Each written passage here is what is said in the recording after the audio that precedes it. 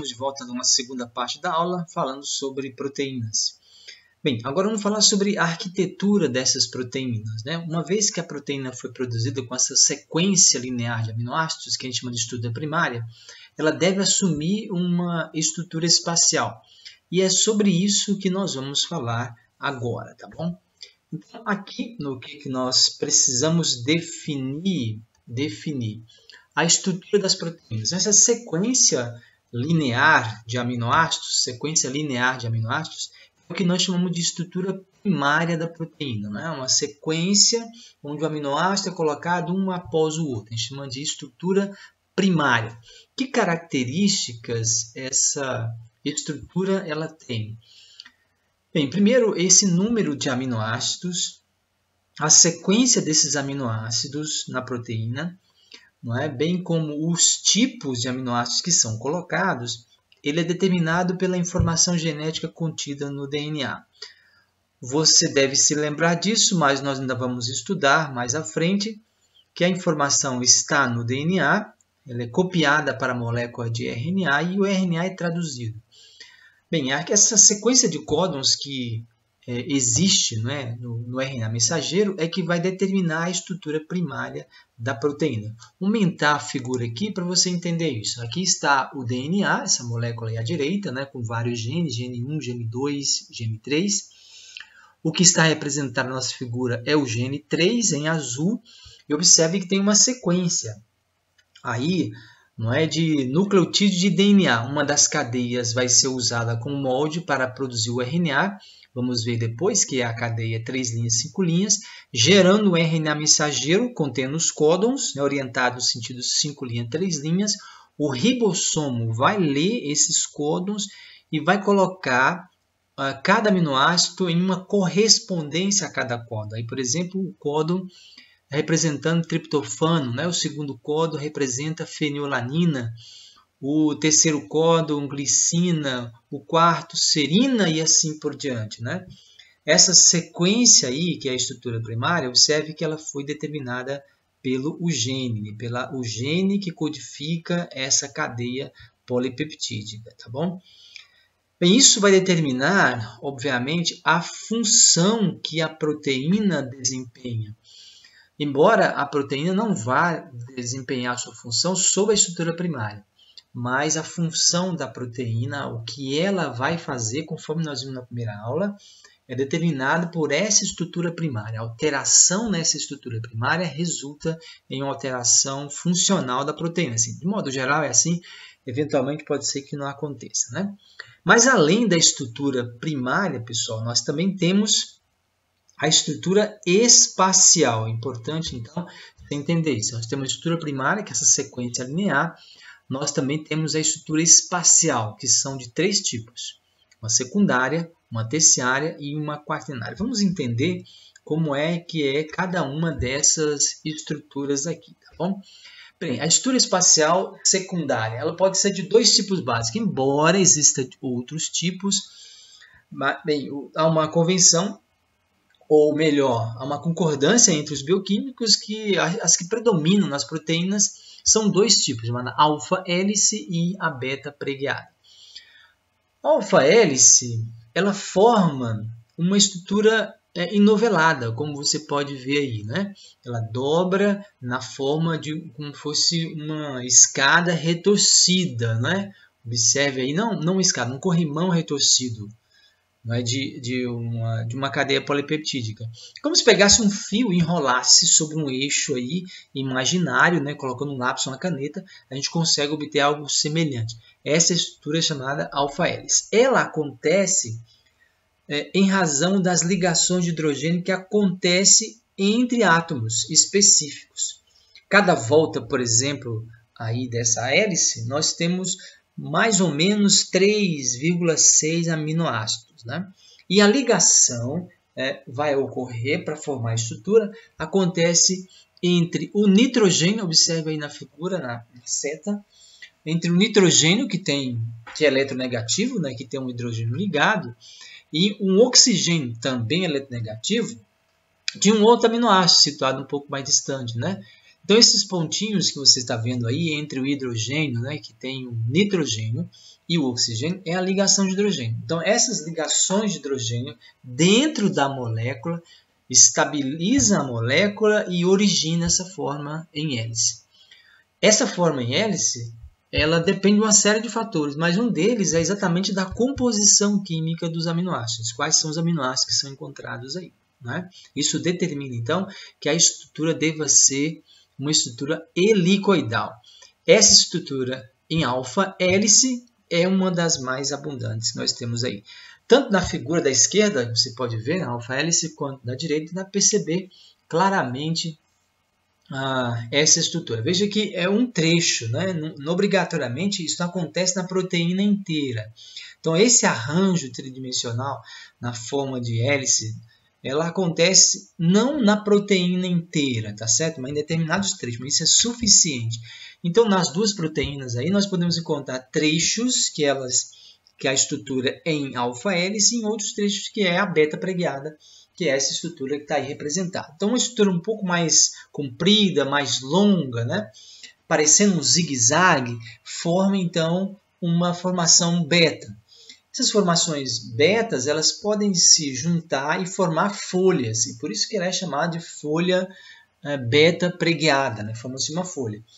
E aí nós temos os trechos, né, que podem estar ligados, então os trechos mais longos e as regiões vizinhas podem se ligar por meio de ligações de hidrogênio, como você pode perceber também na figura, que os pontinhos da figura da esquerda identifica as ligações de hidrogênio. E essas folhas, esses filamentos aí, não é, de cadeias beta, elas podem ser paralelas ou antiparalelas. Geralmente é uma seta que indica isso. Deixa eu abrir essa figura aqui para que você veja. Ó. Então, por exemplo, aqui nós temos duas regiões da cadeia polipeptídica, né? Que é na forma beta, e observa que elas são antiparalelas, uma seta para cima, outra seta para baixo, né? Então são duas cadeias betas aqui, e que elas estão antiparalelas. Eventualmente elas podem ser paralelas, como acontece com essas duas aqui na região inferior, né? Que elas estão paralelas umas às outras. Mas observe que nessa proteína aqui, que está aí com maior aumento, essa proteína predomina as cadeias do tipo beta, né? Várias folhas beta preguiadas, e essas cadeias elas podem ser paralelas ou antiparalelas, indicada pela seta aí. Nessa outra aqui, o que predomina, praticamente só tem isso, né? Só alfa-hélice. Observe que o que predomina aí é exatamente esse tipo de formação. Aliás, só tem esse tipo, né? Esses outros grupos que vocês estão vendo aí podem ser ligantes, tá certo? O grupo prostético não está indicando qual que é a proteína, tá bom? Então, a estrutura secundária, ela é em razão dessas ligações de hidrogênio que acontece entre os aminoácidos que formam, ok? As duas cadeias. Há uma diferença entre elas em relação à cadeia lateral. Por exemplo, nessa da cadeia beta, geralmente as cadeias laterais ficam opostas umas às outras, não é? Embora aqui não dê para ver direito nessa figura da direita, mas da esquerda dá para perceber R. Observe que aí nós temos R de um lado, não é? E R do outro. Eles estão em lugares opostos, tá certo? Geralmente é uma estrutura bem observada na estrutura da cadeia beta. Bem, além dessa estrutura que nós chamamos de secundária, nós também temos a estrutura chamada terciária. Essa estrutura aqui, terciária, nada mais é do que a ligação entre regiões mais distantes da mesma proteína. Então, nessa anterior, temos ligações de aminoácidos mais próximos, e a ligação é a ligação de hidrogênio. E a outra que nós temos são ligações entre aminoácidos mais distantes, não é? E aí vários tipos de interações podem acontecer, tá bom? Então, você tem interação iônica, não é? Você tem ligação de hidrogênio, que são responsáveis pela estrutura espacial terciária. Então, ela dobra sobre si mesma, né? Então, esses dobramentos da cadeia polipeptídica sobre si mesma, a gente chama de estrutura terciária, tá bom? Então, muitas proteínas assumem uma forma assim, principalmente aquelas proteínas que atuam como enzimas, que vamos ver, né? Elas assumem uma forma desse tipo, ok? E, além dessa estrutura chamada terciária, nós também temos a estrutura espacial quaternária. A quaternária é quando eu tenho duas ou mais cadeias polipeptídicas formando a proteína. Então, não só uma cadeia, né? Mas duas ou mais cadeias. Aí você entende que elas podem estar assumindo a forma de alfa-hélice ou de beta preguiada, pode ter dobramento sobre si mesma, que é a estrutura terciária, e quando nós encontramos duas ou mais cadeias polipeptídicas presentes na proteína, então ela tem uma estrutura quaternária. Como acontece, por exemplo, com a hemoglobina, que é uma proteína que tem 4 cadeias polipeptídicas, tá certo? São 2 alfas e 2 betas, 2 alfas idênticas, 2 betas idênticas, mas são 4 cadeias e estão ligadas a um grupo M que contém ferro, né? Nós vimos agora mesmo. Então, a hemoglobina é um exemplo clássico aí de uma proteína com estrutura quaternária. Qual é a importância disso, pessoal? A importância disso.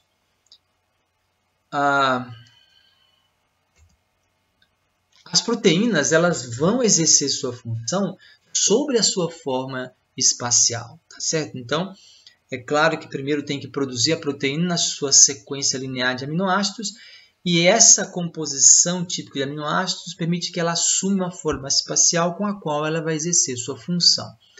Isso é importante porque existe um outro fenômeno importante, né, na bioquímica que chama desnaturação proteica.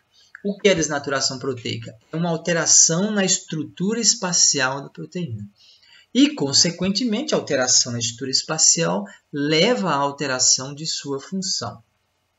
Então, entenda, a estrutura primária determina a estrutura espacial e a estrutura espacial é responsável pela a função da proteína. Se eu altero a estrutura espacial, obviamente, há um comprometimento da função, tá bom? Bem, existem vários fatores que provocam desnaturação proteica. Dentre eles temos a temperatura, né?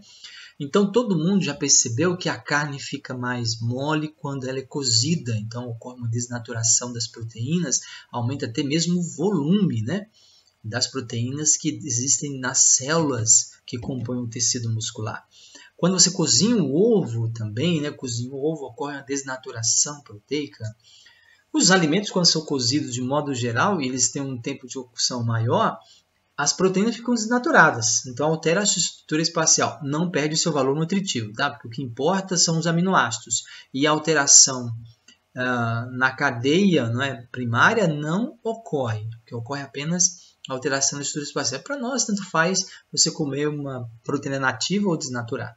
Além disso, alterações extremas de pH também provocam muita acidez ou muita basicidade, altera a estrutura espacial, tá certo? Vai mexer com o quê? Vai mexer principalmente com as pontes de hidrogênio, que são as responsáveis, né, por manter essa estrutura espacial, primeira, secundária e também terciária.